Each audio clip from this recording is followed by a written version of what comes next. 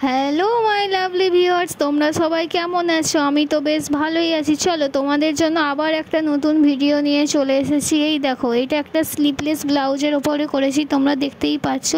একটু লোটাস মোটিভে করার চেষ্টা করেছি। দেখো লোটাসগুলো একটু গোলাপি রঙের করেছি, কত সুন্দর হয়েছে। আর ভেতরে ভেতরে দেখো ছোট ছোট পদ্ম ফুলের কুঁড়ি ডিজাইনটা করেছি অল ওভারেতে।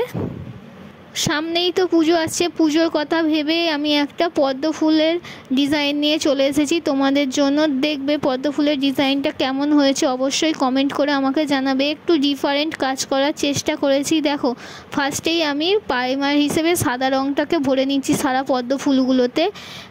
হিসেবে সাদা রঙটা ভরে দেওয়ার পরে যদি আমরা ওপরে গোলাপি কালারটা করি, তাহলে গোলাপি কালারের উজ্জ্বলতাটা অনেক বেশি হবে। সেই জন্যই আগে সাদা রঙটা দিয়ে নিচ্ছি, তারপরে অন্য অন্য কালারগুলো আমরা করব। কীভাবে দেখো, সারা ব্লাউজটায় যে পদ্ম ফুলের ছোটো ছোটো কুঁড়িগুলো আছে সেইগুলোকে আমি প্রাইমার করে নিলাম। পদ্ম ফুলটা আরও উজ্জ্বল লাগার জন্য আমি কি করলাম, চারিদিকে একটা ব্যাকগ্রাউন্ডে নীল রং করে দিলাম। পুরো রয়্যাল ব্লু কালার আছে এটা। হ্যাঁ বন্ধুরা, এখানে হয়তো একটু নেভি ব্লুর মতো লাগছে, কিন্তু না, কালারটা হচ্ছে রয়্যাল ব্লু।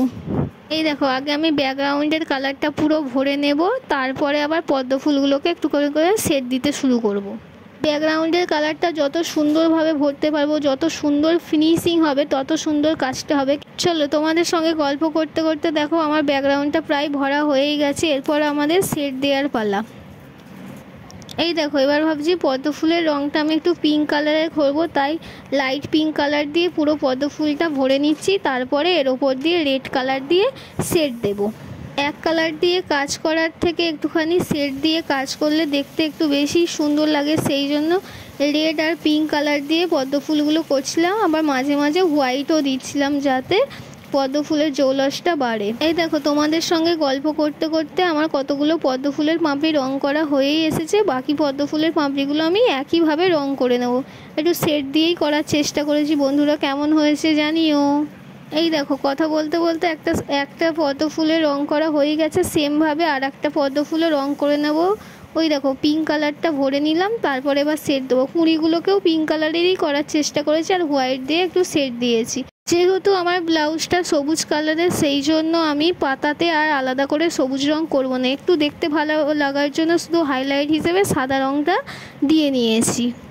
দেখো বন্ধুরা, পেন্টিংটা ভালো লাগার জন্য মোটাগুলোতেও আমি একটু সাদা রং দিয়ে হাইলাইট করে নিলাম। একইভাবে আমি ব্যাকগ্রাউন্ডেও সাদা রং দিয়ে হাইলাইট করে নেবো, তাহলে কি হবে, দেখতে আরও সুন্দর লাগবে। দেখো এইভাবে একটা রাউন্ড করে নেওয়ার পর আমি আরও একটা রাউন্ড করে নেব, কেননা ব্লাউজটা নইলে বড্ড ফাঁকা ফাঁকা লাগছিল। ওই জন্য আর একটা রাউন্ডেও সাদা রং দিয়ে একইভাবে করে নিলাম। এরপরে একটু কলকার কাজ করব ভাবছি। দেখো বন্ধুরা, খুবই সিম্পলের মধ্যে একটা কলকার ডিজাইন করার চেষ্টা করেছি, যাতে সহজও হয় আবার দেখতেও একটু সুন্দর লাগে। তোমাদের সঙ্গে গল্প করতে করতে ব্লাউজটা প্রায় কমপ্লিট হয়ে এলো। আমাদের ব্লাউজের অল ওভার লুকটা কেমন লাগলো অবশ্যই কমেন্ট করে জানাবে। আর কে কোথা থেকে আমার চ্যানেলটা দেখছো অবশ্যই কমেন্ট করে জানাবে। এই দেখো, একইভাবে আমি আবার সারা বডিতে যে ছোট ছোট পদ্ম ফুলের কুঁড়িগুলো করেছিলাম, সেইগুলো একইভাবে পিঙ্ক কালার করে নিচ্ছি। তারপর রেড কালার দিয়ে হালকা হালকা করে শেড দিয়ে নিচ্ছি। ঝটপট দেখে নাও ব্লাউজের ফাইনাল লুকটা।